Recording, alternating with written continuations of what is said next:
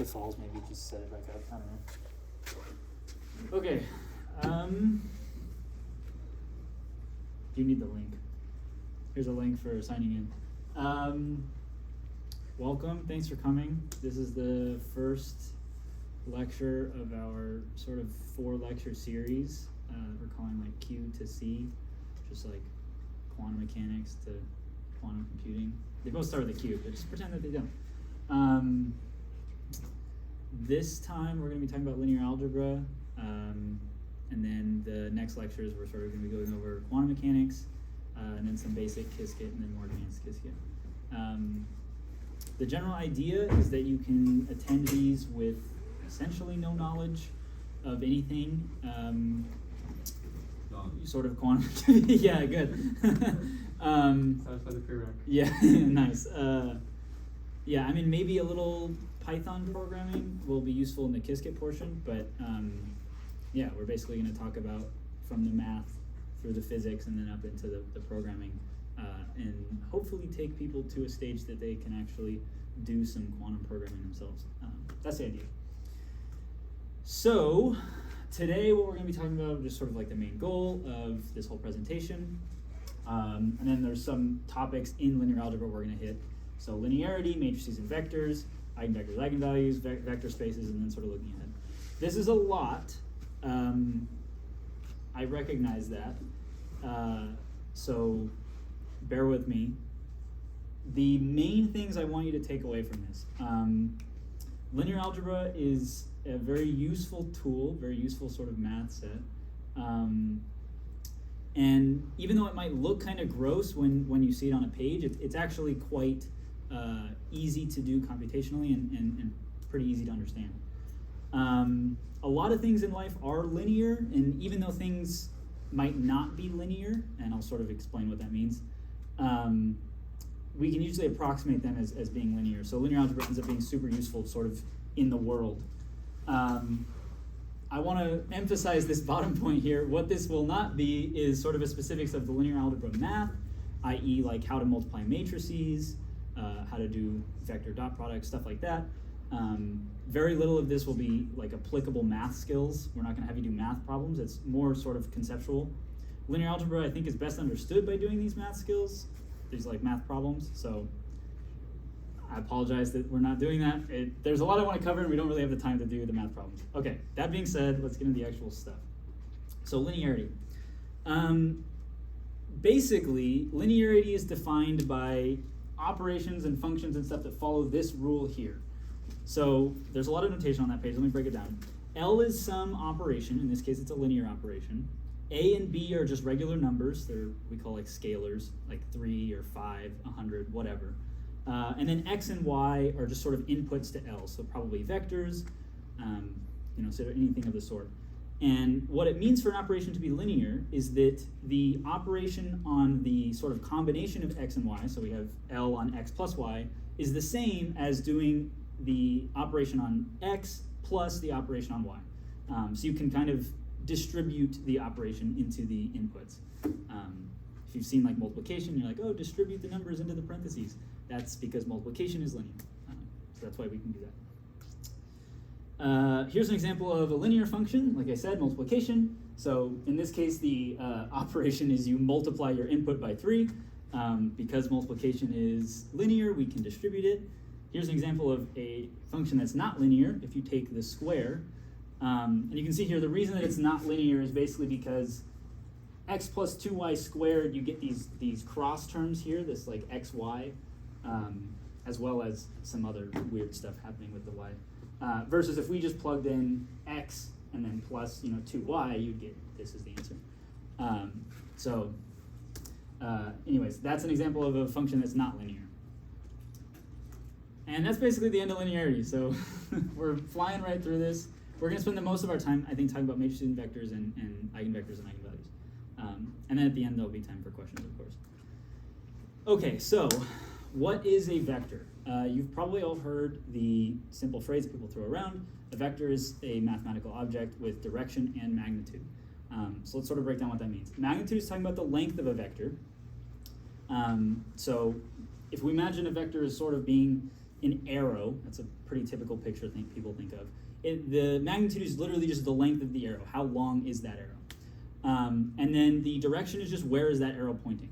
Let me think if I can get a good example. Let's pretend this phone here is a vector. I'm going to hold it sideways so it looks like a line to you. Its magnitude is just this. The phone is this long, so that's the magnitude. And its direction is it's pointing this way.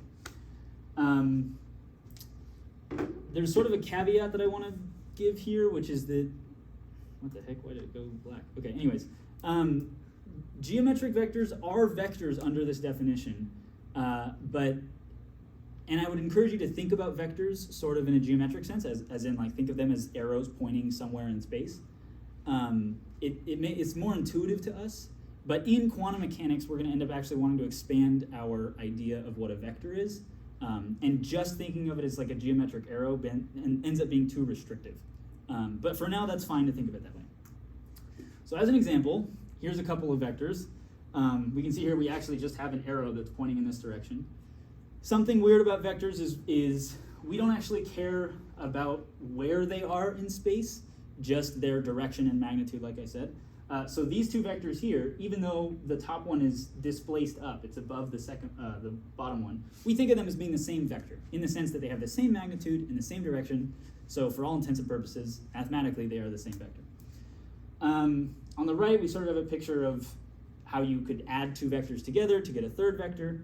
And this sort of brings us a little bit into a discussion of bases with these red and blue lines, which will be explained a little further on this next slide.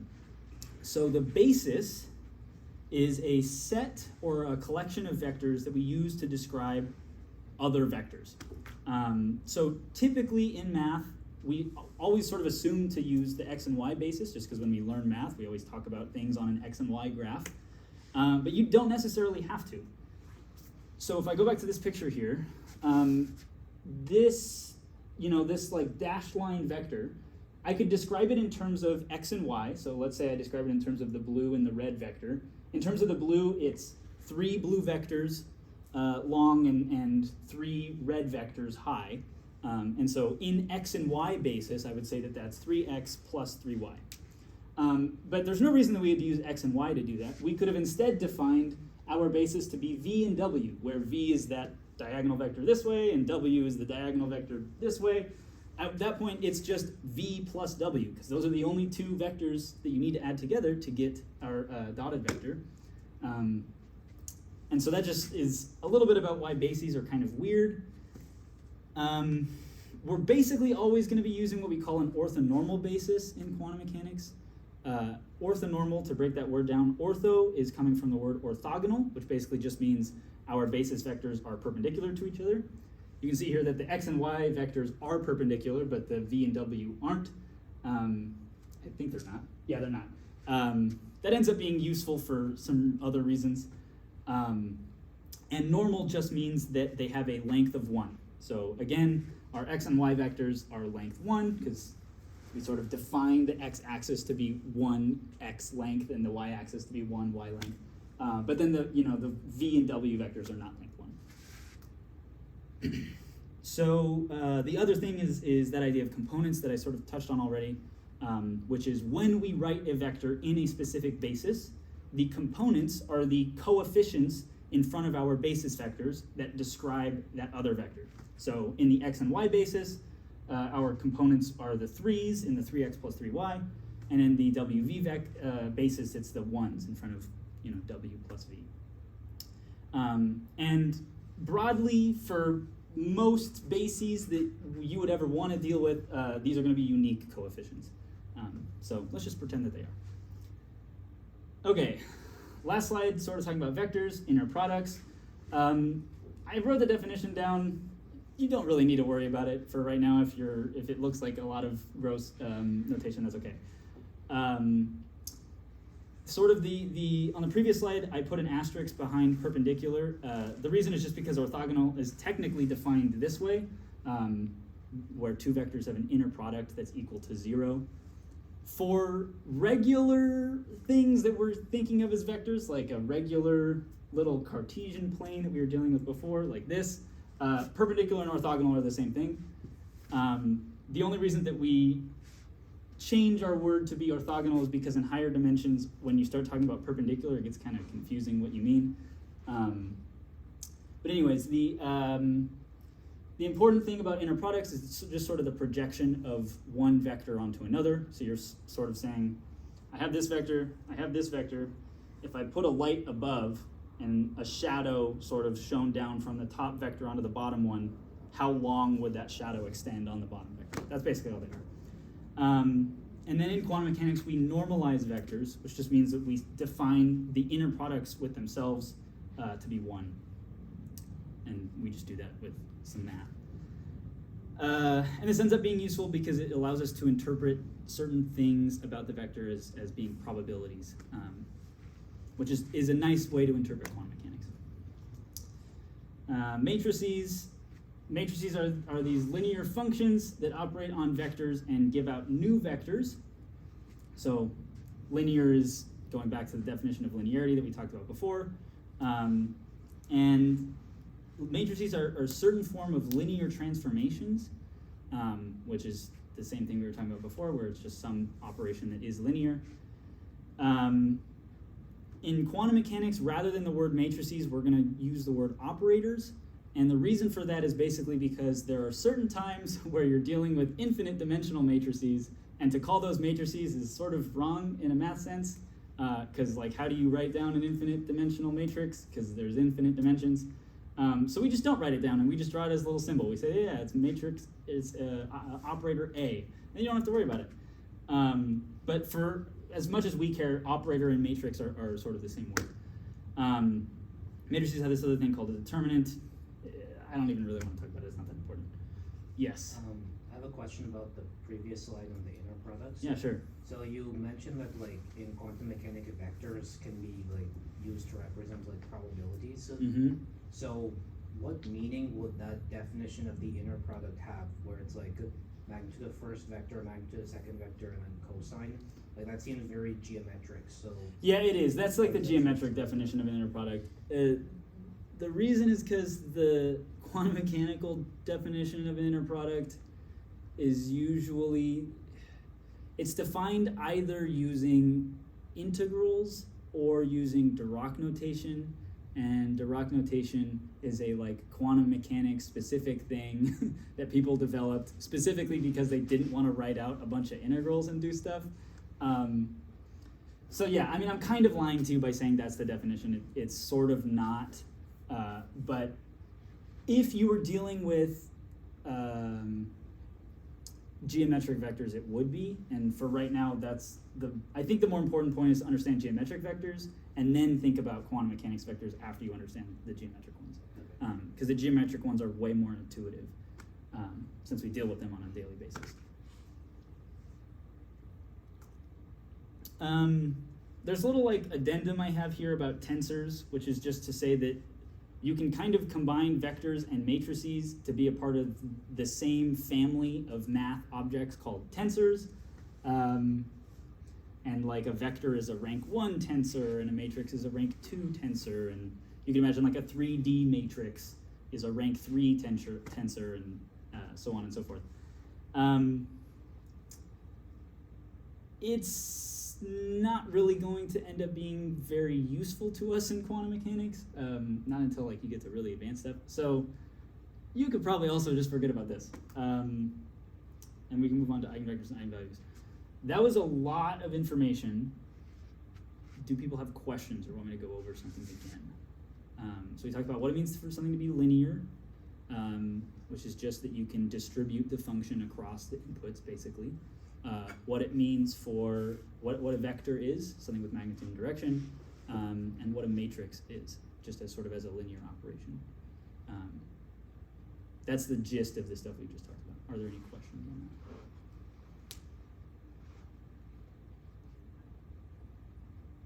that? Okay. Eigenvectors and eigenvalues. This is going to be less slides, but probably more conceptually weird.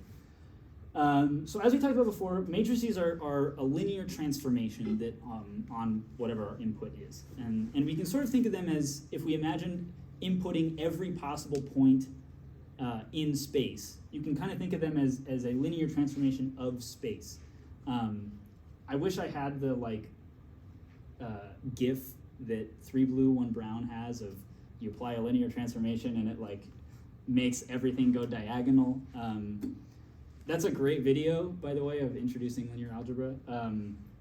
But let me sort of try and give you an example with words of how a matrix transforms space, and then maybe we can think about what an eigenvector is because of that. So imagine we have our regular 2D plane, so maybe it's like this picture we had here, and we're going to apply a matrix that sort of stretches us along the x-axis.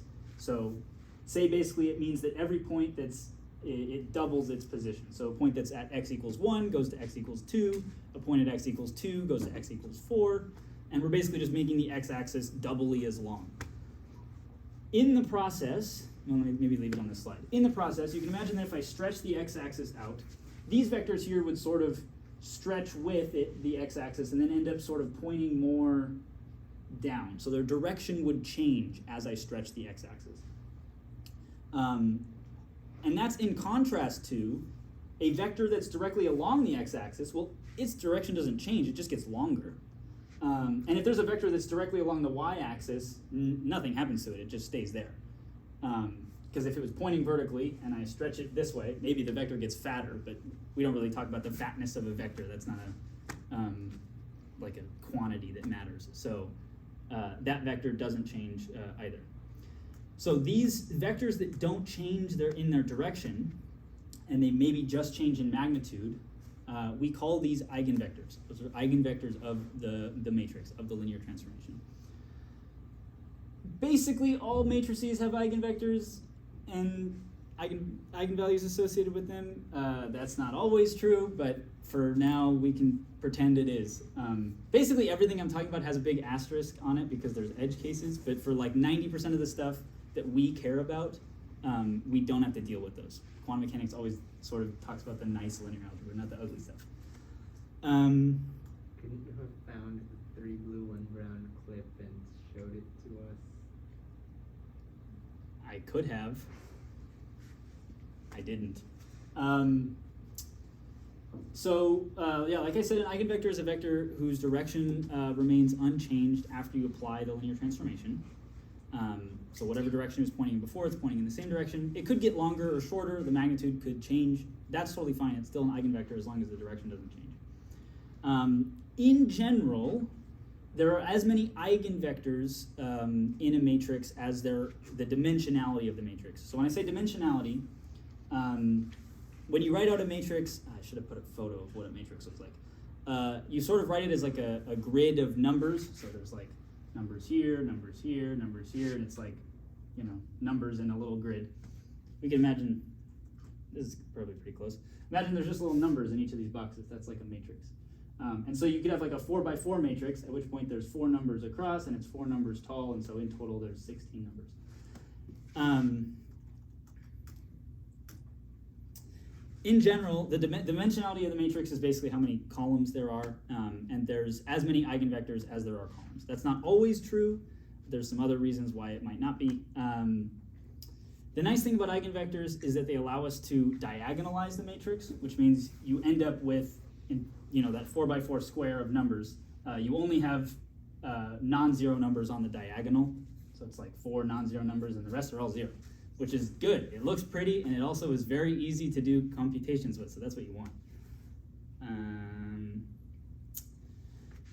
This is more of a quantum mechanics thing. When you do a measurement on a state, so you have some quantum mechanical state and you'll measure it, the measurement will project the state. It will sort of turn the state into one of the eigenvectors of the variable you measured. So if you measure position, there's some eigenvectors of the position variable. And when you measure position, whatever state the quantum system was in before, it turns into now an eigenvector of the position variable. When you actually write out the math of what that looks like, it's pretty ugly. It's a pretty gross looking function that's very complicated to think about, so I didn't want to put it up here. But you could just imagine that sort of like I have a bag of 5 different eigenvectors, say, of some random matrix. And then measuring a quantum state means that I just reach in the bag and I pull out one of the eigenvectors, and that's my new state. It's like, okay, this is now this state. So that's why eigenvectors are super useful for us, because it defines what the possible things you could measure are.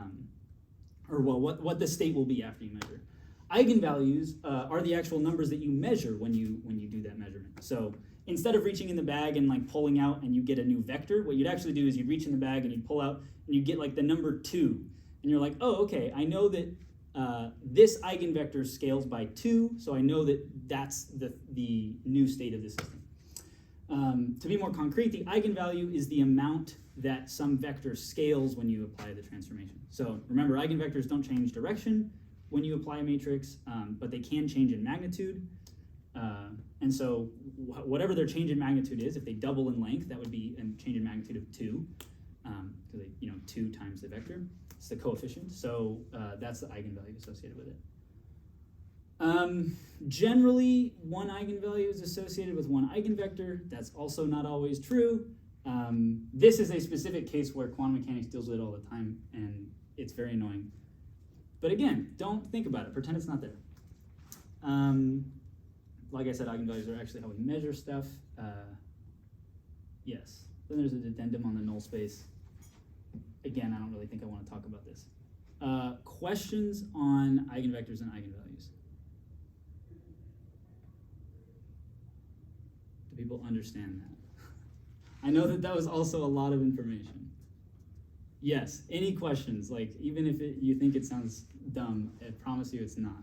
So, you're pulling you're pulling the eigenvectors out of the bag, right? You could only have a certain amount of eigenvectors corresponding to the number of axes you have? Pretty much, yeah. But you could imagine, the weird thing is that you could have an infinite number of axes, at which point you would have an infinite number of eigenvectors. But leaving that example aside, let's say that you had, like what I said, of you had 5 axes. You had 5 different eigenvectors. Then when you go to measure that thing, maybe it's position, it could be momentum, it could be energy, whatever it is, the only thing you will measure is one of those 5. You can't measure any other state. And that's like the one weird thing about quantum mechanics. It all behaves linear algebra. It's all just linear algebra until you go to measure. And then there's this very nonlinear collapse of your state to be one of those vectors that's from the bag, whatever one you pulled out. And then after you measured, maybe it'll go back to sort of behaving linear algebra and evolving by, like, you apply an operator and the state changes, and then it's all back to normal. But then every time you measure, you get back to this weird collapse thing. Did you have a question? What is it you didn't want to tell us about the null space? We can talk about that. Okay. Yeah, I can talk about the null space, I guess. So if you have a matrix, one of the ways in which it might not have sort of as many eigenvectors as the number of columns is if it has a non-zero null space. So the null space is basically the set of vectors that I apply my matrix to a vector and it turns into the 0 vector. So it basically annihilates that vector. This will always happen if I apply a matrix on a 0 vector, because if I do any linear transformation on 0, linear transformations are all just sort of like multiplication. Anything multiplied by 0 is 0. So no one cares about that. But if I had some new vector and that wasn't 0, and I apply the matrix to it, and the output is the 0 vector, then that's a part of the null space. So it basically corresponds to the matrix having extra degrees of freedom. That's like a physics way of describing it. And the dimensionality of the space that the matrix is in is no longer the number of columns it has. Now it's the number of columns it has minus the dimensionality of the null space. So that's null space. it's not that important that you understand the null space, honestly. I just put it in there because I didn't want, like, if math majors showed up to this, I don't know why they would, but I didn't want math majors to show up and be like, actually, you could have a null space, and then it's not always true. Okay, so the last thing here is vector spaces. These, I think, can be very confusing, but they're actually pretty straightforward because they're very broad, they're very general. So a vector space is a mathematical framework, kind of, where tensors live in, and they have certain rules that they have to follow. So specifically, if you have vectors, you can add them together. We showed that earlier here. You know, I had vector v and vector w, and I added them together. You know, I went along vector v, and then I go along vector w, and I get a new vector that's the dashed one. So that's adding vectors together. You can use a matrix to transform a vector into some other vector. And each vector space sort of will have a dimensionality in the same way that matrices have a dimensionality. And whatever dimensionality the vector space is, that determines, you know, the matrices of that dimension live in that vector space. The vectors of that dimension live in that vector space. The best example I can think of this is 3D space, so the thing that we interact with all the time, has 3 dimensions. We think of it as being 3-dimensional because there's 3 basis vectors. There's 3 independent vectors. There's the x vector and the y vector and the z vector. Or, I don't know which one I did, but yeah. This way, and this way. And so that's a 3-dimensional vector space. The vectors are 3-dimensional. They could have an x, a y, and a z component. And the matrices are also 3-dimensional. They're sort of 3 by 3 matrices. Yes, in quantum mechanics we talk about something called a Hilbert space, which is a form of a vector space. The only weird things it has is that it can be infinite dimensional.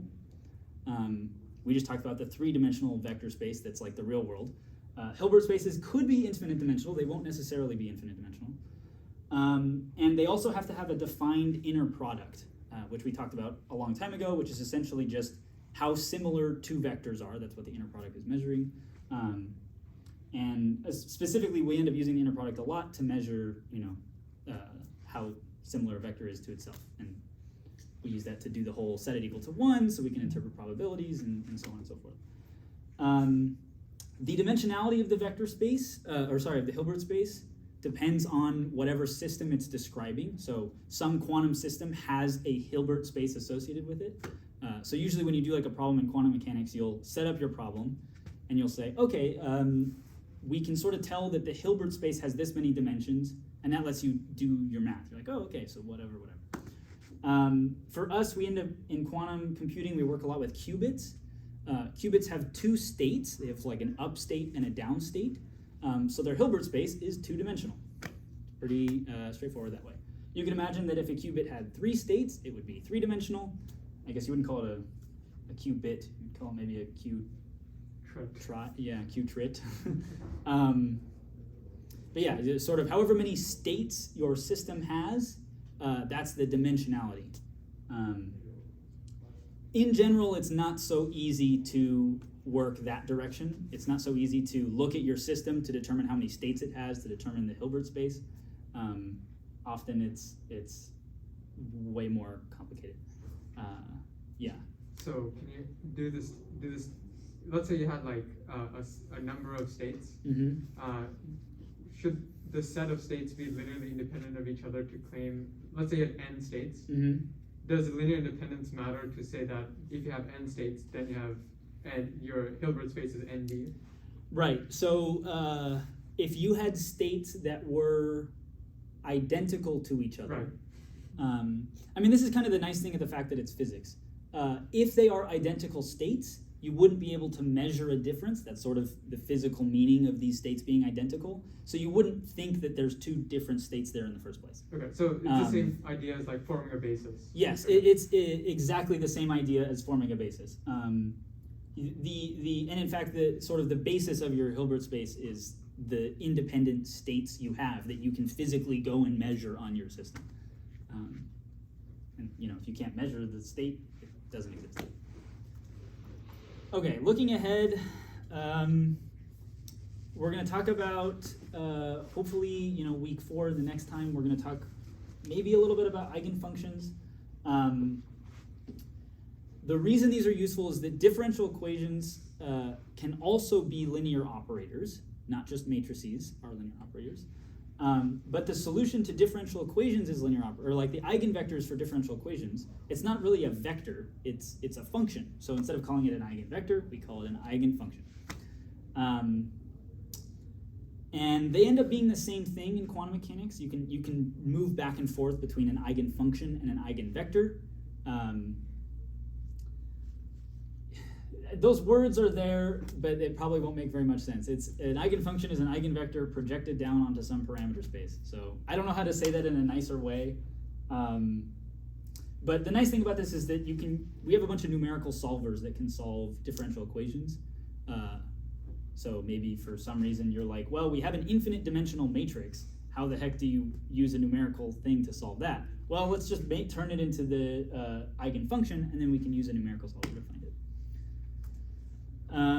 The Schrödinger equation is a linear equation that handles time evolution.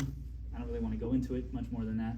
And then we talked about measurement and state collapse before, which is just that when you measure a quantum system, it collapses to one of the eigenstates, so one of the eigenvectors. Yeah, one of the eigenvectors of the variable that you measure. So there's a summary, whatever. Linear algebra is important. Quantum mechanics is built on linear algebra. Yay. This is probably the most useful thing to remember in general for quantum mechanics stuff. Quantum systems live in a Hilbert space, and you use eigenvectors to create a basis for that Hilbert space. That combined with when you measure a quantum system, you always get an eigenvector out. It collapses to an eigenvector. Okay. It's only 4:37. We have plenty of time for questions. Yes, please ask. Yeah, go ahead. The Hilbert space. Yeah. So you said it can have infinite dimensions. Yes. So does that mean it also has like infinite bases? Yes. So should the inner product of all the bases be 0? The inner product between different states is 0. What do you mean by states then? So let me give you an example, a pretty typical example that people talk about when they talk about like an infinite dimensional Hilbert space. Position, is a continuous variable, and by that I mean it's not that that I can be here or I can be here. I can be any increment in between there as well. There's an infinite number of places that I could be. So if I'm talking about the position state of my system, as in just like the state of where it is, so that's like you're measuring the position. There's an infinite number of eigenvectors. There's an infinite number of states. So in that case, your Hilbert space is sort of infinite dimensional. But any given state has an inner product of 0 with some other state. So like you could imagine that just basically saying like if I measure the quantum system here, it's totally independent from the quantum system being there. Those are like totally separate states. So the inner product between those two states is 0. But the inner product with a state and itself, so like measuring the system here is the same as measuring the system here, so the inner product is 1. So that just means the one state does not affect the other one. The one state does not what? The one state would affect the second state, right? Well, they're just like separate. Yeah, two Yeah. states don't interfere with each other. So they don't have any relations on the other states. They're independent from each other, yes. Yeah, I mean, obviously, like the thing that we're not talking about yet that we'll start talking about the next time is the thing that's weird about quantum mechanics that differs from classical mechanics is in classical mechanics you still have a state of your system, but you're only in one state. You can only ever be in one state at one time. But in quantum mechanics you can superimpose these states. So you can say that I'm not just at position here, I can be in a linear combination of position here and position there. Just sort of because, we're saying, hey, we're going to use linear algebra to describe all this. In linear algebra, you can combine vectors, you can add vectors together. Why can we not add vectors together in quantum mechanics? People decided to do it, and they found that it works well for describing the world. So you end up like you kind of can mix them together, but in the same way that you can mix an x and a y together to get a diagonal line. It's not really mixing them, it's just that you can add these two perpendicular vectors, these two perpendicular states, orthogonal states, to get some new sort of third state that's a combination of them. So would that mean, like, let's say you have confidence in state 1 and state 5. All the other states are like multiplied by 0. Then if you want a net state, it would be like a linear combination of two states. You could have a linear combination of 2. You could have a linear combination of 3. You could have a linear combination of however many states you want. And particularly when you're talking about position, you basically you always end up being in more than one state because of this other thing we're not talking about called the Heisenberg uncertainty principle, which is just that you can't actually measure the position of a system. You can't actually measure the position of something like quantum mechanically. You can only get so close. So it's basically like within some margin, you'll know that it's somewhere within this tiny range. Like I know that I'm somewhere from here to here, but I could be here, I could be here, who really knows? So my state is kind of a combination of all these infinite, position states that are in between it. We're talking about those infinite Hilbert spaces. Is the idea that, like, let's say that we had this vector with quotes, where the number of entries was infinite, and the rest were all zeros or something, and we filled one of the slots with a 1 to say, okay, that's one position for one entry.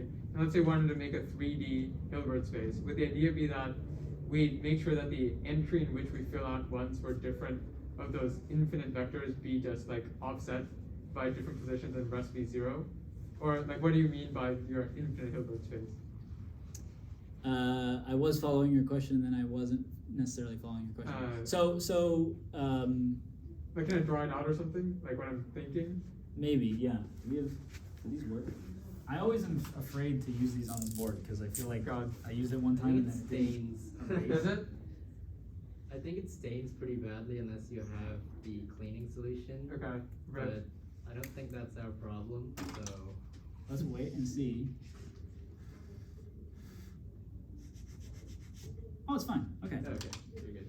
Like, I don't know if I'm understanding you right, because I'm still not clear on Hilbert spaces, but is the idea that, like, you have this vector thing that has, like, how many ever zeros, and then for some jth entry, you call this some value. Right. And then, let's say you want some, a certain dimensional Hilbert space. Is the idea that you take this pseudo vector thing and then you would place it into some like j plus I thing and keep doing that to have like independent. Okay, I see what you're saying. So the infinite dimensional Hilbert space is a totally separate Hilbert space from other dimensions. Yeah. So it's not like you take an infinite dimensional Hilbert space and you like fold it in on itself. You like fold dimensions some way, and then it's like, yeah, you do that infinite times and you get 3 dimensions. It's more just like if you were using so you wanted a 3-dimensional space, you would just use a 3-dimensional Hilbert space, and that's how you would describe your problem.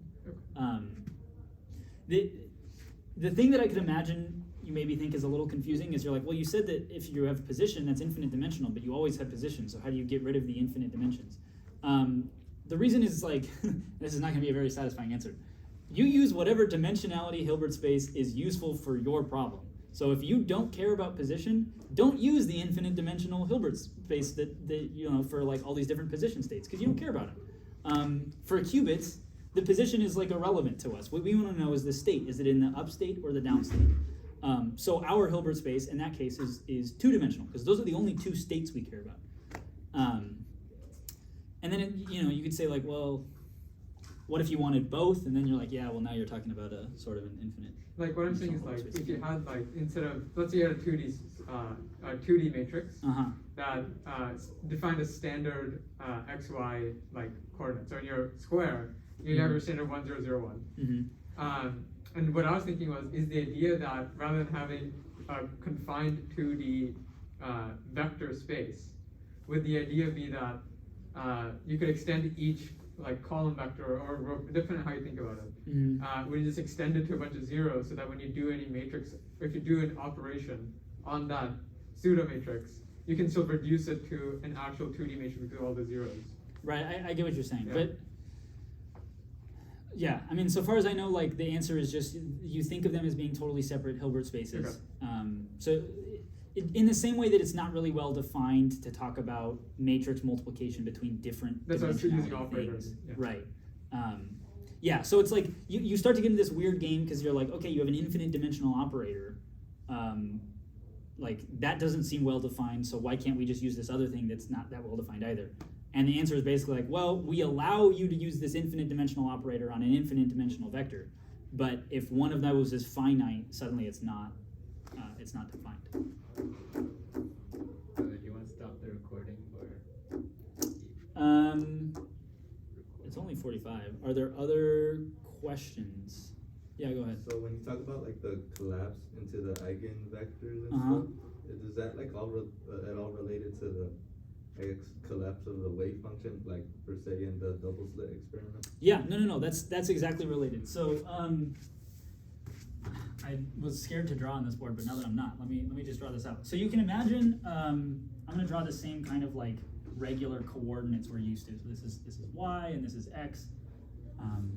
You can imagine that I could have a state here. This is just some vector. This is 1 1. So my state, this vector is 1 1, and if this was quantum mechanics, this wouldn't be normalized. You have to put a factor in front of it because the length of this vector is not 1; it's like √2.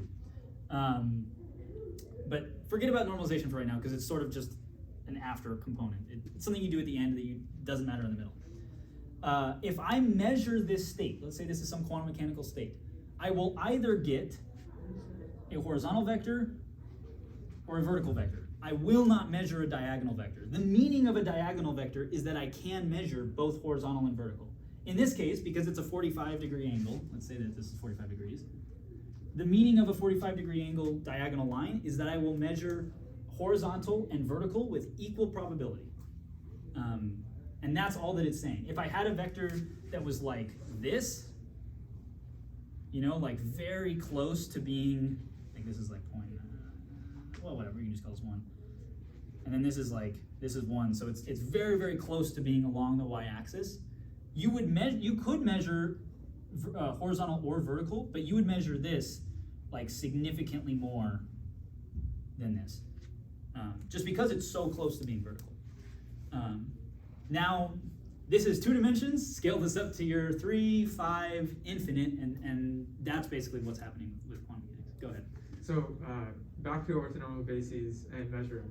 Yeah. I'm thinking back to the Kiskett workshop. If you guys were there for that one, whatever. But we were doing all of the measurements, assuming that everything was with respect to z. Yes. Right. So we would, since the orthonormal bases were x and y, standard, then we were saying whatever this. If you look at the block sphere in the background, that's how I'm thinking about it. Yeah. Draw a block sphere. You have a thing.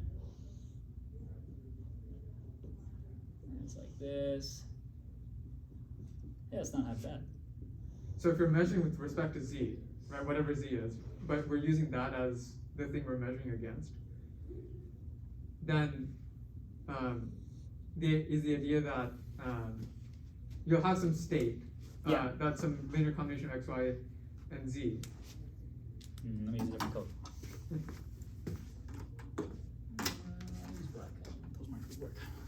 Okay, it's just some line, and let's say it points here on the sphere. Yeah, so some linear combination x, y, z. Yeah. And then we just, whatever the transformation was to get it to that point, we would find the eigenvectors, eigenvalues, to make the math easier to work with. So we have the off diagonals being non-zero, so that we can project it onto the z.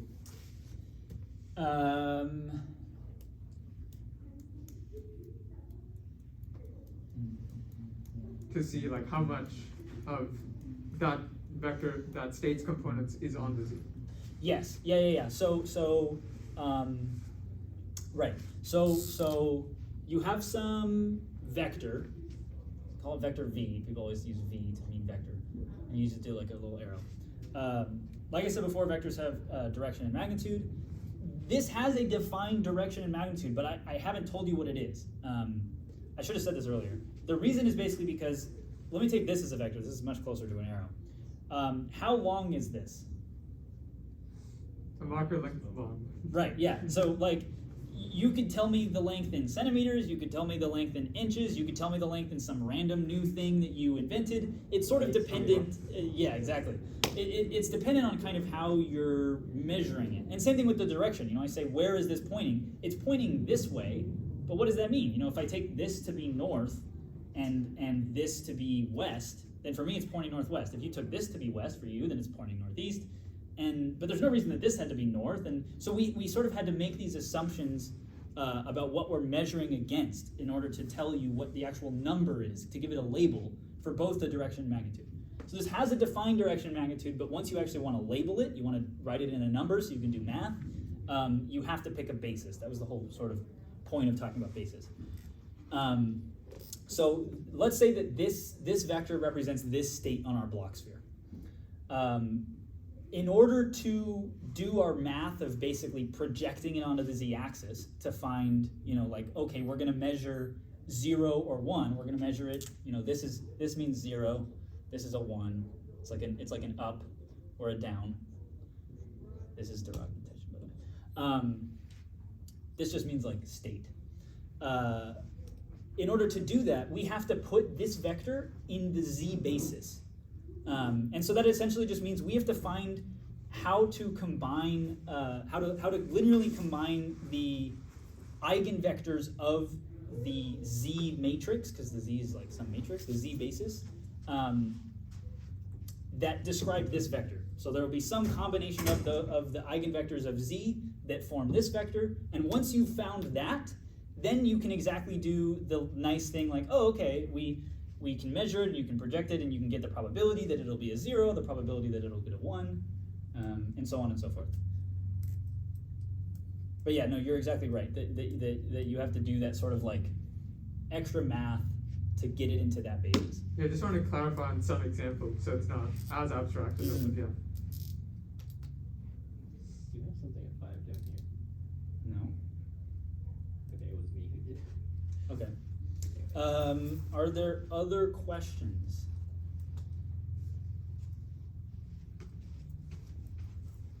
Just out of curiosity, how many people like had taken a linear algebra class before coming in? Okay, a lot of people. Okay. Oh, that's good. That makes me feel less bad about the fact that I was like not very good at explaining it. Okay, cool. I don't think it looks like there's any other questions. In that case, I guess we're done. Not